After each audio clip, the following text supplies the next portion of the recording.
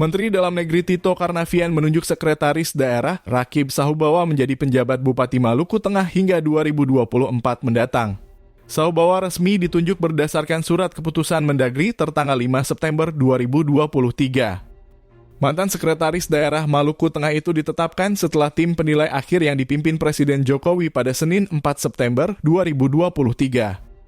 Di mana Presiden menyetujui nama Sahubawa menggantikan Muhammad Marasabesi yang masa jabatannya berakhir 12 September 2023.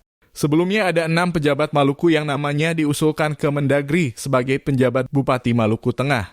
6 nama itu 3 diantaranya dipilih dari DPRD Maluku Tengah. Antara lain, Sekretaris Daerah Maluku Tengah Rakib Sahubawa, pejabat Bupati Maluku Tengah Muhammad Marasabesi, dan Kepala Badan Perencanaan dan Penelitian Pengembangan Pembangunan Daerah Maluku Tengah Bob Rahmat. Sedangkan dari pemerintah Provinsi Maluku juga usulkan 3 nama ke Mendagri, diantaranya Sekretaris Daerah Malteng Rakib Sahubawa, Kepala Dinas Ketahanan Pangan Provinsi Maluku Jais Eli, dan Kepala Dinas Perindustrian dan Perdagangan Provinsi Maluku Yahya Kota.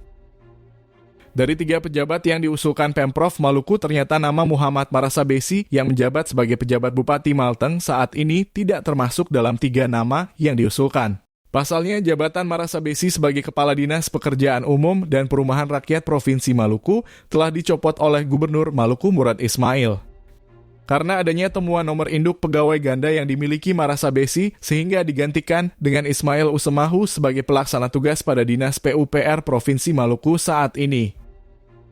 Secara otomatis keinginan Marasabesi untuk kedua kalinya kembali menjabat sebagai pejabat Bupati Malteng ikut gugur karena syarat seorang penjabat bupati yakni menduduki jabatan sebagai pejabat pertama tidak bermasalah secara administrasi.